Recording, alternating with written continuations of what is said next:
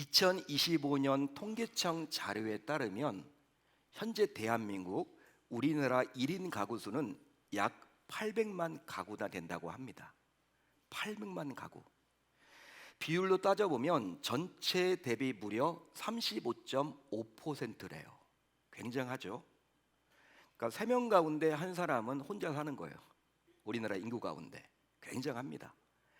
1990년에는 1인 가구 수가 9%였는데 약 35년이 지난 현재 무려 1인 가구 수가 35.5%가 되어서 4배나 증가를 했답니다. 자, 그렇다면 이처럼 혼자 살아가는 사람들이 많아진 이유는 과연 무엇 때문일까요? 무엇 때문일까요? 여러 가지가 있겠지만, 다양한 이유가 있겠지만, 고령화로 인해서 65세 이상 독거 노인들이 많아졌답니다. 그뿐 아니라 비혼과 만혼 인구의 증가로 결혼을 아예 하지 않거나 하더라도 늦게 해서 결국 출산도 하지 않은 경우가 많아졌기 때문이라고 전문가들은 이야기를 합니다. 또 혼자 사는 삶을 추구하는 개인주의, 이런 개인주의를 선호하는 사회적인 트렌드, 분위기도 한몫을 하고 있고요. 거기에 더하여 원룸과 오피스텔 등 1인 가구 맞춤형 주택이 이전과 비교해서 다양해졌기 때문이에요. 요즘 여러분 주변을 한번 보십시오. 쇼핑몰이 여러분 다 허물고 뭘 줘요? 뭘 짓습니까? 오피스텔을 쳐요. 뭐 신도림에도 그렇고 예전에 우리 롯데마트 자리였던 그것도 오피스텔이래요. 그러니까 쇼핑몰은 다 사라지는 거예요. 이제 쿠팡이나 이제 온라인을 가지고 우리가 다 하게 되죠. 오프라인이 다 사라지고 있고 그곳에 1인 가구가 그렇게 많아지다 보니까 원룸이나 오피스텔을 짓는 데입니다. 이처럼 1인 가구가 늘어남에 따라서 유통업계와 요식업계는 발빠르게 1인 가구를 잡기 위해서 변화를 하고 있죠. 자, 그러면 혼자 살아가는 싱글 생활의 장점으로는 무엇이 있을까요? 장점으로는 무엇이 있을까요? 바로 편하고 남의 눈치 보지 않고 자유롭게 살아갈 수 있다라는 점이에요. 하지만 싱글 생활의 장점도 있지만 단점 또한 장점만큼이나 많이 있습니다. 아니, 어쩌면 더 많을지도 몰라요. 단점이. 대표적인 단점으로는 빈번한 외로움과 우울감이 1인 가구의 정신건강에 위협이 된다는 거예요. 한마디로 1인 가구는 사회적 고립이라는 사회적인 새로운 리스크에 노출되어 있습니다. 사회적인 고립. 그러니까 군중 속의 고독이란 말 여러분들이 들어보셨을 거예요. 자, 그래서 이제는 몰라도 새로운 신조어까지 나타나게 되었는데 예전에는 없던 말입니다. 고독사라는 말이 있어요. 들어보셨어요? 고독사. 외로워하다가 죽는 거예요. 그런 생활이 있다라는 겁니다. 자, 그런데 교회 안에도 홀로 신앙생활을 하는 성도들이 적지 않아요. 제가 말씀을 준비하면서 우리 교회 성도님들을 떠올려 보니까 이런저런 이유 때문에 그냥 혼자 교회에 나와서 신앙생활을 하는 분들이 보였어요. 생각이 났습니다. 오늘 그분들에게 정말 큰 위로가 임했으면 좋겠습니다. 물론 혼자서 신앙생활을 하는 이유가 다양하겠지만 그러다 보니 사회에서 만나게 되는 문제들 역시 교회에서 신앙생활을 하면서도 종종 피하기 어려워져요. 피할 수가 없게 되는 거죠. 뭐 교회 나왔는데 똑같네. 세상과 뭐 다를 바가 없네. 세상에서 내가 외로워서 교회 나왔는데 교회에서도 외로움 그대로네. 뭐 이렇게 여러분 느낄 수도 있다라는 거예요. 자, 그래서 이제는 몰라도 교회에서 부부가 함께 신앙생활을 하거나 또 자녀들과 함께 예쁘게 신앙생활을 하는 성도들을 보고 있노라면 혼자서 신앙생활을 하는 자기의 모습이 굉장히 초라해 보이기도 하고 위축되기도 하고 심지어 불편해지기도 해요. 부부가 이렇게 신앙생활을 열심히 하고 특별히 자녀들과 함께 신앙생활을 열심히 하는 가정들을 바라보면 부럽기도 하면서도 나는 뭐야? 이런 생각 때문에 불편해지기도 한다는 것입니다. 자, 그래서 신앙생활을 하면서도 안타깝게도 적극적으로 하질 못하고 자꾸 눈치를 보면서 마지못해서 주저하면서 하기도 합니다. 열왕기상 18장, 오늘 우리가 살펴볼 19장 앞장인 18장을 보게 되면 엘리야 선지자를 선지자의 대명사로 만든 한 가지 사건이 기록되어 나와요. 바로 갈멜산 전투에서 엘리야는 혼자서 850명의 바알과 아세라 선지자들과 영적인 대결을 해서 승리를 거두었기 때문입니다. 850대 1로 홀로 싸워서 이겼어요. 쉬운 일이 아니죠. 물론 여러분들이 잘 읽어보시면 막 멱살 잡고 막 그렇게 육박전에서 싸운 것이 아니라 이것은 바로 영적인 전투임을 알게 되는 거죠. 바알과 아세라 선지자들은 하지 못했지만 엘리야가 기도했더니 하늘에서 불이 내려서 결국 그의 제단과 다 재물을 다 태워버렸기 때문입니다. 하나님이 함께하는 것을 이 엘리야가 봤던 거죠. 자, 그러니 그의 능력과 권세는 대단하다고 볼 수 있는 것이고 결국 이 사건으로 인해서 그는 선지자 하면 떠오르는 자가 되어 버렸습니다. 여러분, 이제 신약 성경을 읽다 보면요, 모세가 나오고 엘리야가 나와요. 여러분, 예수님도 이야기를 하셨지만 모세는 여러분 구약에 뭘 대표합니까? 율법을 대표합니다. 모세 오경을 통해서 알 수 있죠. 또 여러분, 엘리야 하면 뭘 여러분들이 떠올려야 돼요? 선지자들의 대표성을 가진 엘리야. 그러니까 예수님의 12제자가 많이 있지만 12제자 가운데 베드로가 여러분 이렇게 대표성을 가지고 있듯이 이제 18장에 나와 있는 이 갈멜산 전투를 통해서 엘리야 하게 되면요, 그 많은 선지자들의 대표성을 가졌다라고 보여지는 거예요. 이 사건이 그리 만든 겁니다. 자, 그런데 오늘 말씀 4절을 보세요. 19장 4절을 보시면 엘리야가 했다고는 믿기 어려운 말을 엘리야가 했다라고 나와 있어요. 근데 우리가 믿을 수 없는 말이 엘리야를 해버려요. 엘리야가 했다라고 나와요. 엘리야는 어떤 말을 했습니까? 4절을 보시면 이런 말을 했죠. 말도 안 되는 말을 합니다. 여호와여, 넉넉하오니 지금 내 생명을 어떻게 해달라고? 거두시옵소서. 한마디로 어떤 말이에요? 하나님, 저 죽고 싶으니까 빨리 저 데려가세요. 여러분, 이렇게 기도하는 사람이 어디 있습니까? 하나님, 저 정말 죽고 싶으니까, 내가 스스로는 생을 못 끊을 것 같으니까, 자살하면 안 되니까 저 데려가 주세요. 엘리야가 여러분 이렇게 기도했다니까요. 아니, 다른 사람도 아니고 불의 선지자인 엘리야가 이런 연약하고 풀이 죽은 소리를 낸다니 정말 있을 수 없는 일 같아요. 그러면 왜 엘리야는 이런 지경에 빠지게 되었던 것일까요? 가만히 보면요, 10절과 14절을 보면 그 이유가 나와 있는데 10절과 14절을 보게 되면 엘리야 선지자가 같은 소리를 반복해 줍니다. 엘리야가 어떻게 이야기합니까? 10절에도 나오고 14절에도 나오는데 다음의 이야기를 엘리야는 했어요. 오직 나만 남았거늘 그들이 내 생명을 찾아 빼앗으려 하나이다. 오직 나만 남았거늘 그들이 내 생명을 찾아 빼앗으려 하나이다. 엘리야는 이렇게 이야기하죠. 하나님께, 하나님, 오직 나만 남았습니다. 저 혼자입니다. 나는 혼자라서 이제 아무것도 할 수 없습니다. 내 주변에는 나를 도와줄 자가 단 한 사람도 없습니다. 나 혼자 계속 이리 신앙생활을 하기보다는 저 빨리 죽기를 원합니다. 저 죽여주세요. 지금 이 말이에요. 혼자 남았다는 것 때문에 지금 엘리야는 죽고 싶었던 거예요. 여러분, 이런 엘리야의 모습은 그 누구도 상상하지 못한 모습이죠. 혼자뿐이라는 우울감 때문에 로뎀나무 아래에서 풀이 죽어서 누워있는 엘리야를 이제 어찌해야 하는 것일까요? 여러분들은 이런 엘리야의 모습이 이해가 되십니까? 만약 당시 엘리야 선지자를 응원하고 따라다닌 자들이 있었다면 순간적으로 변해버린 이런 엘리야의 모습을 바라보면서 어떤 반응을 보였을 것 같습니까? 자, 그렇다면 무슨 이유로 엘리야는 이런 상황에 처하게 되었던 것일까요? 이렇게 된 이유가 과연 무엇 때문일까요? 여러분, 성도인 우리는 하나님께서 엘리야의 이런 모습을 있는 그대로 공개하시는 이유를 놓쳐서는 결코 아니 됩니다. 하나님이 일부러 우리들에게 공개를 해주고 있죠. 엘리야의 이런 연약한 모습을 우리에게 드러내주고 있습니다. 의도를 가지고.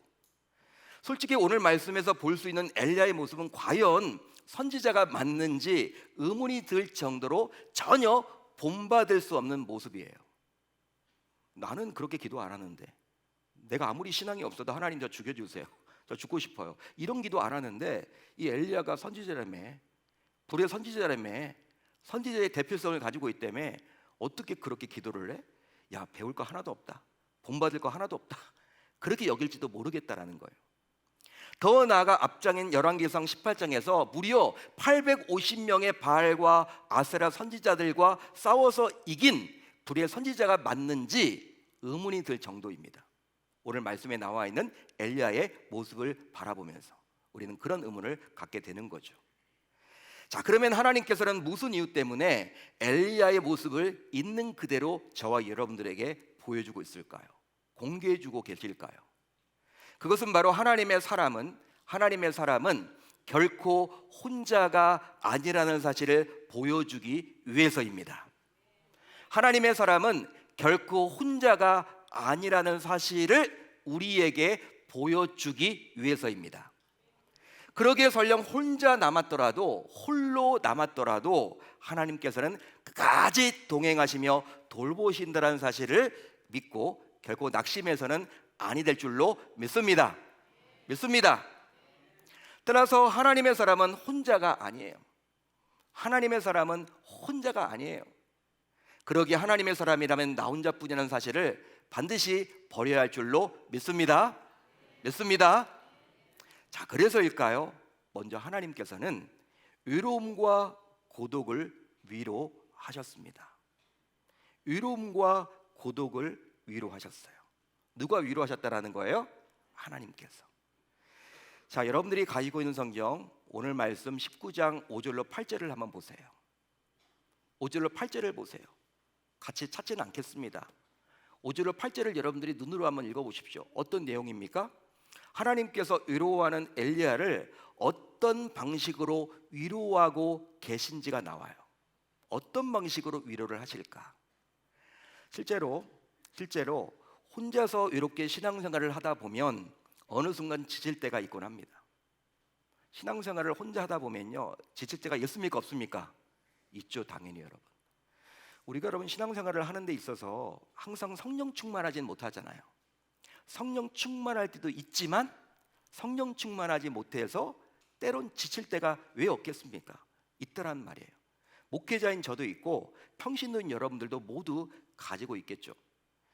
왜냐하면 신앙생활이란 것이 무엇이냐면 단순히 교회에 다니는 게 아니라 영적인 전투를 치러야 할 때가 생기곤 하기 때문이에요. 치열하게 전쟁을 벌여야 돼. 전투를 벌여야 돼.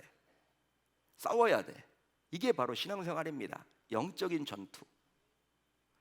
자, 그러기에 혼자서 싸워야 한다면 더욱 외롭고 고독할 수밖에 없겠죠. 하지만 하나님께서는 이런 우리의 연약한 형편을 잘 아시고 실제적인 방법으로 위로를 해주십니다. 당시 엘리야 역시 외롭고 힘들어서 정말 죽지 못해서 살아있는 처지였어요. 너무 힘들었어요. 자, 그러다 보니 너무 힘들기에 죽고 싶다라는 말을 하나님 앞에서도 서슴지 않고 해버렸습니다. 얼마나 힘들었으면. 자, 그런데 하나님께서는 그런 엘리야에게 친히 찾아오셔서 떡과 물을 공급하시며 충분히 쉴 수 있도록 평안을 제공해 주셨습니다. 한마디로 하나님께서는 그에게 최고의 쉼을 허락해 주셨죠. 더 나아가 단순히 떡과 물만 주신 것이 아니라 다시 일어나서 40주야를 걸어갈 수 있도록 에너지를 허락해 주셨어요. 할렐루야. 에너지까지도 주셨어요. 따라서 설령 나는 혼자라도 결코 혼자가 아닙니다. 내 곁에는 24시간 365일 함께 하시는 분이 계세요. 그분이 바로 누구세요? 하나님이십니다. 그런즉 하나님만 계시면 언제 어디서든지 어떤 처지에 놓여 있든지 간에 힘을 얻을 수가 있습니다. 믿으시면 아멘, 동의하시면 아멘. 다음으로 하나님께서는 말씀으로 나타나셨습니다. 하나님께서는 말씀으로 자신을 드러내 주셨어요. 오늘 말씀 11절로 12절 우리가 읽지 않았습니다. 시간 관계상 읽지 않았는데 여러분들이 가지고 있는 성경 11절로 12절을 눈으로 한번 보십시오. 어떤 내용입니까? 하나님께서는 나 혼자뿐이라는 엘리야에게 신이 나타나시는 장면이 11절에서 12절에 잘 기록이 되어 나오죠. 하지만 강한 바람과 지진 그리고 불로 하나님은 자신을 나타내지 않으셨어요. 한마디로 그런 눈에 보이는 자연적 현상으로 자신을 드러내지 않았다라는 거예요. 대신에 하나님께서는 오로지 세미한 음성으로 그에게 나타나 주셨습니다. 즉 하나님께서는 외롭게 신앙생활을 해야만 했던 이 엘리야에게 조용히 다가오셔서 세미한 음성으로 그를 회복시켜 주셨습니다. 할렐루야, 할렐루야. 자, 그런데 그 세미한 하나님의 음성은 두 가지를 담고 있어요. 여러분, 오늘 말씀에 나와 있는 내용입니다. 여러분들이 집에 가셔서 오늘 말씀을 좀 읽어보세요. 더 이해가 빠르실 거예요. 세미한 음성은요, 두 가지를 담고 있는데 하나님이 엘리야 선지자에게 주셨던 이 세미한 음성은 두 가지를 담고 있는데, 먼저 무엇을 담고 있냐면 너는 혼자가 아니라는 거예요. 너는 혼자가 아니다. 그 메시지를 줬습니다. 너는 혼자가 아니다. 오직 나만 남았다고 낙심했던 엘리야였지만 그의 곁에는 누가 계셨어요? 하나님이 계셨죠. 물론 강한 바람 속에도, 땅에 갈라지는 지진 가운데서도, 더 나아가 불 가운데서도 엘리야의 눈에는 하나님이 보이지 않았지만 여전히 하나님께서는 그의 곁에 함께 계셨습니다. 따라서 나는 혼자가 아닙니다. 나는 혼자가 아니에요. 아무리 힘들고 어려운 상황에서도 나는 결코 혼자가 아닙니다. 바로 하나님께서 언제나 내 곁에 계시기 때문이죠. 할렐루야, 할렐루야. 또 한 가지, 세미한 음성으로 다가오시는 우리 주님께서 엘리야에게 또 이런 이야기를 해주셨습니다. 너와 함께하는 7,000명이 너의 곁에 있다라는 거예요. 너와 함께하는 7,000명이 내 곁에 있다, 이 말을 해주셨어요. 당시 엘리야가 외롭고 힘들었던 이유가 과연 뭘까요? 외롭고 힘들었던 이유가 과연 뭘까요? 오직 자기 자신만이, 나 혼자만이 바알과 아스에라를 상대한다고 생각했기 때문이에요. 물론 열왕기상 18장에서 850대 1로 싸워서 이겼습니다. 일상으로 돌아왔어요. 돌아오니까 엘리야도 사람이다 보니까 어떤 마음이 들어요? 두렵겠죠. 야, 전체 나라 전체가 왕부터 해서 왕비부터 해가지고 바알과 아세라를 이렇게 섬기는데, 야, 주변을 둘러봐도 여러분, 바알과 아세라, 여러분이 우상을 회파해야 된다, 우상을 섬기면 안 된다, 이런 말하는 사람이 아무도 안 보이는 거예요. 자기 자신만 그런 일을 하고 있네. 여러분, 당시 엘리야가 얼마나 두려웠겠습니까? 여러분, 어떤 공동체 안에서 자기만 딴 목소리를 내야 한다라는 생각을 한번 해보세요. 굉장히 두렵겠죠. 나라 전체가 지금 바알과 아세라를 섬기고 있는데 자기만 외로운 거예요, 여러분. 그것 때문에 지금 도망쳐 나온 거 아닙니까? 힘들어진 거 아닙니까? 자, 하지만 하나님께서는 놀랍게도 바알과 아스라에게 무릎을 꿇지 않았던 7,000명을 숨겨 놓아서 그의 동역자가 되게 해주셨습니다. 해주셨습니다. 따라서 나는 혼자가 아닙니다. 내 곁에는 나와 함께하는 믿음의 동역자가 있는 것이죠. 믿으시면 아멘, 동의하시면 아멘. 믿음의 동역자. 한번 옆분과 한번 이렇게 인사하겠습니다. 당신은 나의 믿음의 동역자야. 당신은 나의 믿음의 동역자입니다. 옆분이 믿음의 동역자예요.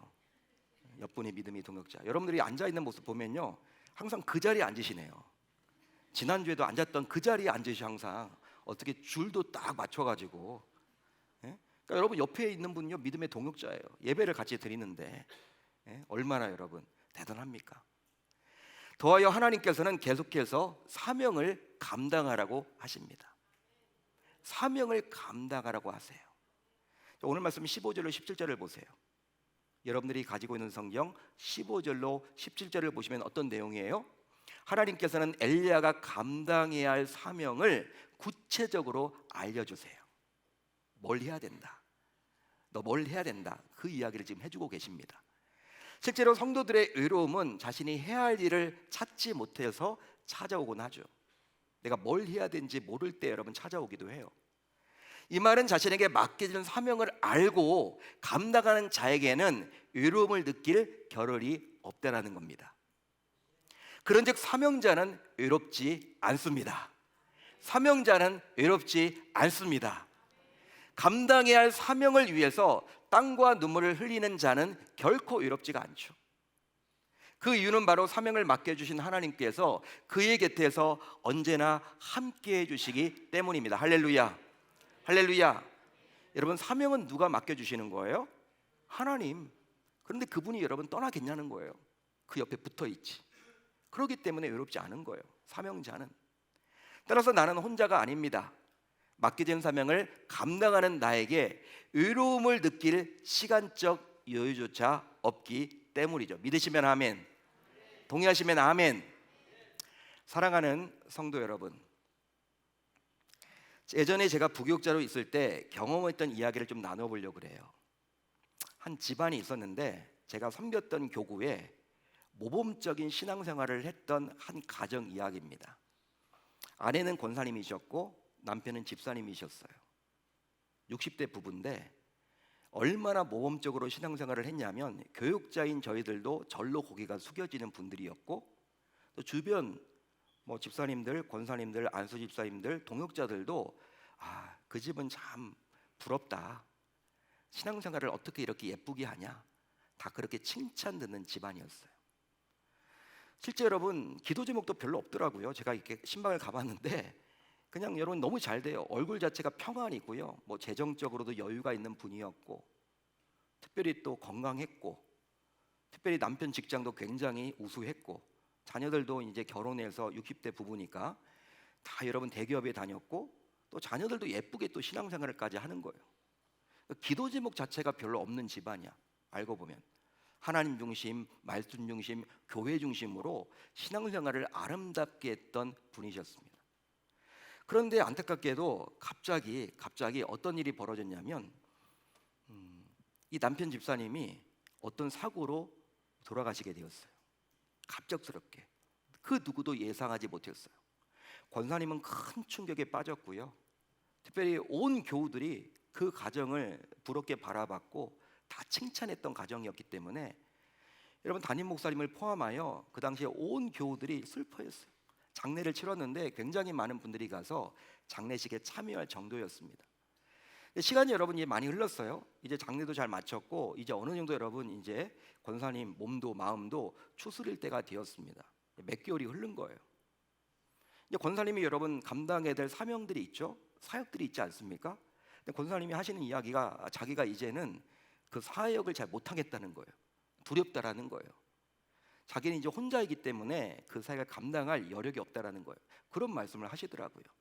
더 안타까웠던 것이 무엇이냐면 이제 여러분 보이는 사람들마다 붙들고 혼자 돼 보니까 교회가 나를 알아주지도 않는다고, 목사님이 나를 인정해 주지도 않는다고 자꾸 그런 이야기를 주변 사람들에게 흘리는 거예요. 여러분 실질적으로 제가 양심을 여러분 걸고 그분에게 제가 더 잘했거든요. 전도사님과 함께 다른 사람들보다도 더 신방을 다녔고, 더 기도해 드렸고, 주일날 나오면요 더 손도 잡아 드렸고, 더 여러분 따뜻하게 인사도 해 드렸고, 그분이 섭섭해 할까 봐 남편 잃은 그 충격이 크잖아요. 그것 때문에 제가 더 관심을 기울였는데 만나는 사람들마다 섭섭하다, 서운하다, 혼자 돼 보니까 내가 지금까지는 이런 마음을 몰랐는데, 여러분 이런 이야기를 하고 다니는 거예요. 그러니까 여러분 당시 교회가 컸는데 여러분 제가 맡고 있는 교구가 너무 분위기가 이상해지는 거예요. 저를 이상하게 보는 분들도 계시고 오해하시는 분도 계시고, 여러분 너무나 안타까웠습니다. 제가 이제 그 교구 사역을 마치고 다른 교구에서 사역을 하다가 제가 교회를 떠나오는 그 시점까지도 그 권사님은 안타깝게도 변하지 않으셨어요. 제가 몇 번이고 권사님 전혀 그런 적이 없어요, 권사님 혼자라는 생각 갖지 마세요, 우리 주님이 신랑이시잖아요, 저희들이 또 옆에서 많이 해드렸잖아요. 그때는 그렇죠 목사님 했는데도 또 섭섭하니까 또 다 가서 이야기하는 거예요. 교회를 떠나오는 그 순간까지도 그 권사님이 변하지 않은 그 모습을 바라봤습니다. 너무나 여러분 안타까웠어요. 그런데요 이처럼 혼자서 신앙생활을 한다라는 외로움 때문에 적지 않은 심적 고통을 느끼며 살아가는 성도들이 있다라는 것이죠. 어쩌면 이 말씀을 듣는 여러분들 가운데에서도 야, 오늘 목사님이 내 이야기 하시네, 나에게 지금 들으라고 하신 말씀이네, 이렇게 생각할지도 모르겠습니다. 자, 그런데 이런 성도들은 나 혼자뿐이라는 생각, 또 주변에는 온통 나를 힘들게 하는 자들 뿐이라는 생각을 주로 해요.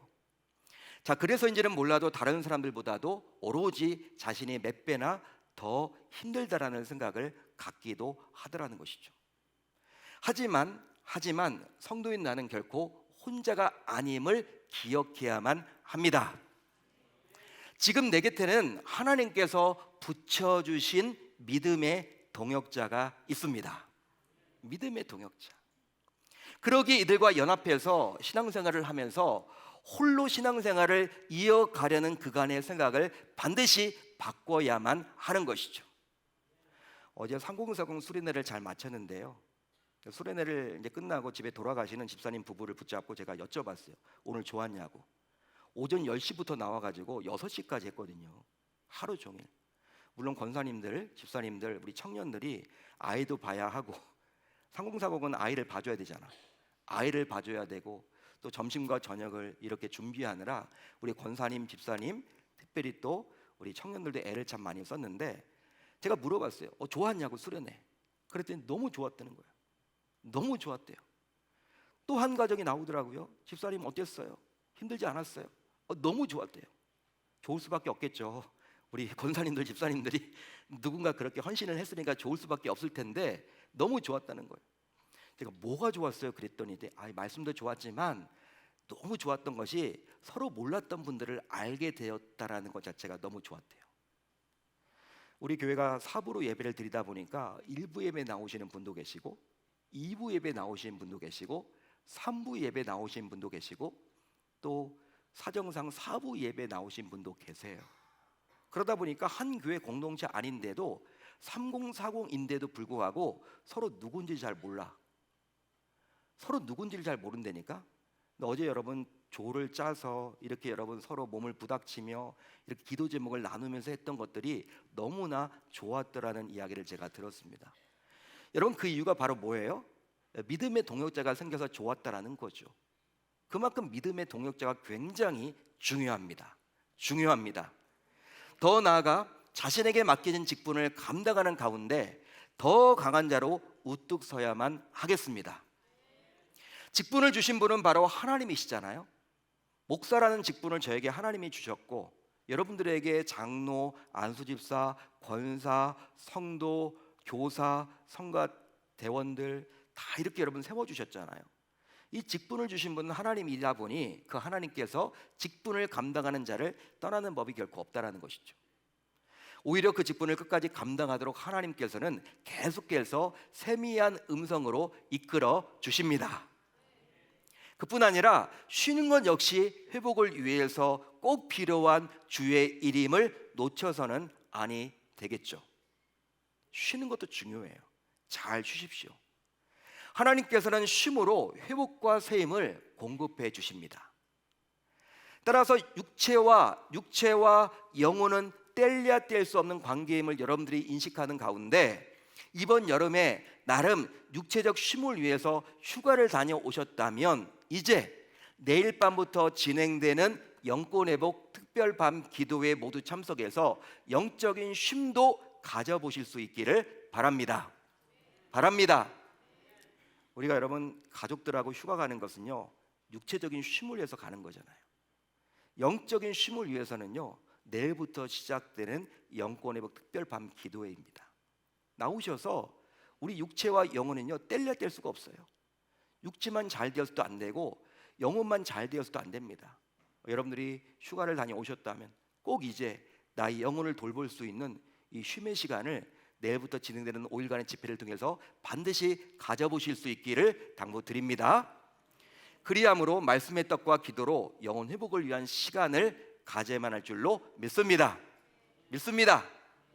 그 결과 어떤 상황과 처지에서도 혼자가 아니라 하나님께서 나와 함께 하신다는 사실을 느끼면서 이제 다가온 가을을 힘차게 달려가야 할 줄로 믿습니다. 한 사람이 꿈속에서 하나님과 함께 바닷가를 걷고 있었대요. 바닷가를. 한번 여러분들이 이미지를 그려보세요. 한 사람이 꿈속에서 하나님과 바닷가를 걷고 있었어요. 손을 잡고. 그의 인생 여정이 하늘에 펼쳐진 그림처럼 나타나는데 모래 위에는 놀랍게도 언제나 두 줄의 발자국이 있었답니다. 하나는 누구의 발자국이에요? 나의 발자국이고, 하나는 누구의 발자국이에요? 우리 주님의 발자국이죠. 자, 그런데 어떤 구간에서는 발자국이 하나밖에 보이지 않았대요. 잘 살펴보니까 자기가 가장 힘들 때였어. 죽고 싶을 때였어. 그때는 정말 죽고 싶을 때였어.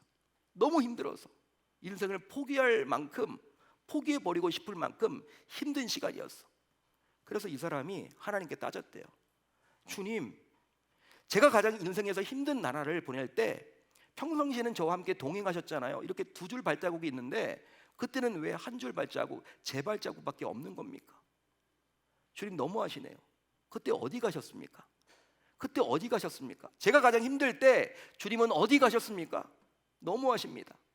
이렇게 원망했대요. 그때 주님께서 이렇게 이분에게 이야기를 했대요. 살아가는 아무개야, 살아가는 아무개야, 나는 너를 결코 떠난 적이 없어. 나는 너를 결코 떠난 적이 없어. 너가 가장 힘들고 어려워하고 죽고 싶을 만큼 그렇게 외로웠을 때 그때 한 줄의 발자국은 너의 발자국이 아니라 나의 발자국이었어. 네가 힘든 너를 내가 안고 내가 걸어가느라 나의 발자국밖에 찍히지 않은 거란다. 우리 주님이 이렇게 이야기를 했대요. 이처럼 하나님께서는 내가 가장 힘든 순간에도, 가장 울고 싶을 때에도 나를 그냥 외롭게 내버려 두지 않으시고 꼭 함께 해주십니다. 그러기에 성도인 우리 모두 이것을 인식하며 살아가는 것이 너무나도 중요해요. 여러분 누구나 다 알잖아요. 내 안에 성령 하나님이 계신다. 나는 하나님과 함께 동행한다. 이거 모르는 사람이 여기 어디 있습니까? 다 알고 있어요. 근데 우리가 삶에서 바쁜 일상 속에서 인식하지 못하는 거죠. 이걸 깨닫지 못하는 거죠. 놓치고 살아가는 거죠. 따라서 이제 매일 아침에 일어나시면요, 가장 먼저 다른 거 하지 마시고, 어떤 분들은 물부터 드신다고 하는데 그거 하기 전에 먼저 오늘도 하나님은 나와 함께 하신다.